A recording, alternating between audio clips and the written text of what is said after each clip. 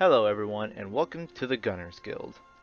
A bunch of us veteran gunners have wanted to promote the weapons and get more people into using and enjoying the bowguns in Monster Hunter. With Monster Hunter World coming out, we see that this is a great opportunity to do so. To get started, we'll be presenting an excellent point of entry to those new to bowgunning, as well as explain some core concepts of bowgunning. This way, you can get started now and be ready for when Monster Hunter World comes out. We're going to be focusing on Monster Hunter Generations for our explanation for several reasons that we'll get into later. First off, let's deal with the major misconceptions. A lot of people look at bowguns and get way too overloaded by information and think it's a very complex weapon that's hard to get into. However, that complexity can be quickly simplified and the core concepts of the weapon easy to use. First, let's simplify ammo. You've likely seen that there are dozens of ammo types or seen this weapon screen. But in Generations, most gunning can be simplified down to two specific ammo types, the Pierce 1-shot and the normal 2-shot. These will be the main focus points for ammunition on this video, so let's take a closer look at them and how they operate. Pierce 1 is going to be our primary damage shot. It has critical distance of pretty short to medium range, so don't point blank shoot these. Most monsters in village and low rank guild halls should die before you run out of the 60 Pierce 1s you can buy from the vendor, that is assuming that you're aiming properly. Pierce 1 hits up to 3 times for 9 motion value each hit for a total of 27 motion value. The normal 2-shot is a bread and butter shot that pretty much any weapon can use, so it'll be our major backup shot. It has a motion value of 12 and critical distance of point blank to medium range. Now, we're going to be going straight into explaining a walkthrough of Monster Hunter Generations lower rank while using the light bowgun, and providing more in-depth mechanical explanations afterwards. If you're just starting out in Generations, the petrified shooter will suffice until you hunt the Great Macau. It's nothing special, but it can fire your Pierce 1s and has your normal 2 for backup. And just so we don't need to worry about money, we can visit the House Cat and get the DLC item packs, which contain 50 golden eggs in Advanced Pack 2. Sell 20 of those to have a nice starting bundle of cash. Once you progress enough to beat the Great Macau, immediately craft the Quill Burst light bowgun. This is going to be our main light bowgun for the majority of our progression in Generations. Why? Well, it's got great raw, can fire rapid Pierce 1s, and has access to sting shots. Sting shots will always score a critical hit against hit zones of 45 or higher, making it great for scouting out good hit zones on monsters, if you don't know them already. This light bowgun really simplifies the experience by letting you focus on your Pierce 1 rapid fire.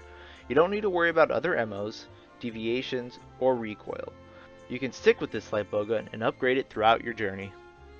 To stay stocked on ammo, simply visit the vendor to purchase a supply of normal 2 and Pierce 1 shots. We can also purchase all the normal 2 combination materials. For Pierce 1 combines, we're also going to need to gather a latchberry and use the trader to multiply it for us. Our basic item set will thus be, at minimum, a stack of each potions, mega potions, well done steaks, combo book number 1, huskberries, needleberries, latchberries, Pierce 1 shot, normal 2 shot, and paint shot. Once this item set is made, we can easily resupply between hunts, but remember to check your inventory to tell when your supplies are running low and need to be restocked. Now, the armor isn't very special until you uncap your hunter rank, so for now, you can stick with the well-known beginner sets, like the Jaggy and Buldro mix set for attack at medium, the Rathalos set for weakness exploit and attack at medium, and the Wrath S set for weakness exploit and attack up large.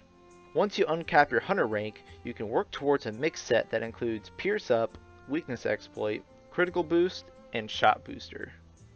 For styles and arts, we're going to be using Adept style and either the Full House or Readiness Evasion arts when you get them. The reason is pretty obvious. It's overpowered for gunners. Adept lets your gunning be extremely safe, so long as you don't overcommit to shooting and know when you should be rolling away. This information should be sufficient for you to go out and start your hunt, or you can stick around and learn a bit more about why we chose the things we did. Alright, that's all I got for now. Thanks for watching. Special thanks to Badger for the idea and all his help. And of course all the other gunners of Discord and Reddit. I'm going to attach links to the bottom of good gunner information in case you need it. Now the reason we chose Monster Hunter Generations and the light bowgun warrants some sort of explanation. As you've seen, Generation has a depth style, the golden eggs, and very early rapid fire pierce guns that can be upgraded with you. These aspects of Generation simplify the early game concerns and give you a good experience to start gunning. The reason why we decided to focus on the light bowgun instead of the heavy bowgun is due to the higher movement speeds, and the heavy bowgun lack a sort of one-stop shop Quill burst type of item that you can use throughout your entire gen experience. So, on to how pierce shots work. This is going to get a little mathy, so hang in there.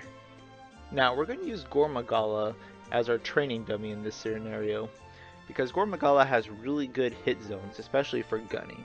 His head has a hit zone of 55, the neck of 50, the forearms are 40, the torso is 35, and then the wings are 20.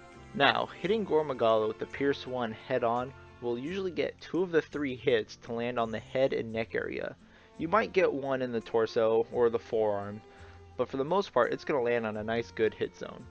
And because we have 9 motion value over those 3 hits, we can see that we're going to deal really good damage for a majority of the pierce.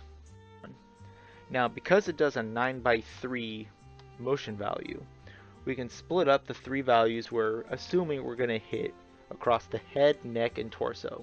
That's not necessarily going to be how it works every single time, because pierce doesn't follow 1 hit per hit zone, so you can usually get 2 or even 3 hits between the head and neck of most monsters, especially Tigrex. But on Gormagala, let's say we get 2 into the good and 1 in the bad. Now the 2 in the good hit zones of head and neck are going to round down to 4 damage apiece, because in Monster Hunter, all numbers round down.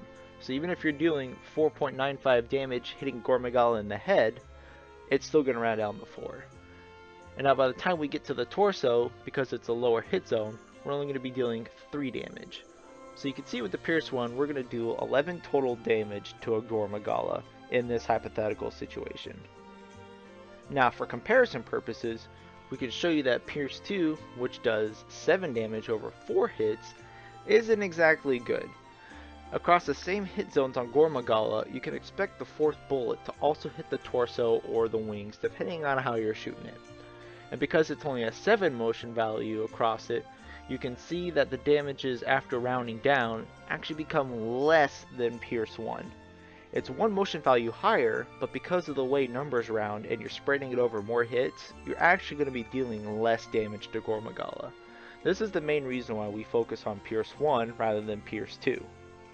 Now for Pierce 3, which is 7x5 motion value, you can actually hit most of Gormagala. You'll probably go through the wings or the forearms or other unfavorable hit zones, unfortunately. But because it's got such a high motion value, you're actually going to be dealing okay damage still. You can still match the damage as Pierce 1, assuming you hit decently, even though all the numbers round down. But that's the thing, you're only matching Pierce 1. And the reason why we don't use Pierce 3 is because no weapons will either siege Pierce 3, like heavy bowguns, or rapid fire Pierce 3, the light bowguns. So comparing all the Pierce shots, you can see why we're going to be focusing on Pierce 1. It's got the most bang for your buck, it's easily controlled, and that 9x3 motion value is no laughing matter. Once you can control it easily, you can focus your damage really well. Of course, there are other light bowguns you can choose from. The Hidden Eye light bowgun from Nargacuga is also really great for low rank. You can start getting it at HR2. If you're a high rank hunter, you can use the Silverwind Nargacuga light bowgun, which is called Squall's Gaze. It also rapid fires Pierce 1s like all the other bowguns, but it's got incredible affinity and good raw too. It's definitely the best rapid fire Pierce 1 light bowgun. Of course, we have the Nakarkos light bowgun, Polar Star Shooter, if you don't want to rapid fire Pierce 1s. For each of these weapons, you're going to be attaching a power barrel over the silencer. Power barrel adds 5% raw, and silencer effectively is recoil down +1. But since we're focusing on rapid fire, which doesn't care about recoil anyway, we don't need the silencer. And once you have your gun selected, we're going to move on to armor and armor skills. Now here's a quick rundown of armor skills that are great for gunners, but for the most part it's the same as Blade Masters. Since we're focusing on pierce gunning, Pierce Up is pretty much mandatory. It grants 10% more damage on all your pierce shots, which is a pretty significant boost, so you want this on any armor set that you can fit it on. Shot Booster. This increases the far end of your critical distance for your shots. While not a damaging skill directly, this skill is also pretty much mandatory. Pierce 1 has a pretty small critical distance window, but boosting that out further makes Pierce significantly better, because you can spend less time chasing down a monster and more time just shooting it. And Weakness Exploit. 50% increased affinity on hit zones greater than 45 is amazing. 90% of all good gunning is hitting the right hit zones. Since you have to make every shot count, this skill is amazing. And not just because it's a damage boost, but this skill will help train you into shooting the right spots on the monsters. Critical hits, especially on bullets, have a much bigger flash or effect to them, and you can see a pink slash. It's pretty easy to tell when you're getting a critical hit, so Weakness Exploit granting a ton of affinity will show you when you're hitting those spots. It's such a crucial skill to have. Now this is part of the reason why we recommend the Quill Burst by Bowgun.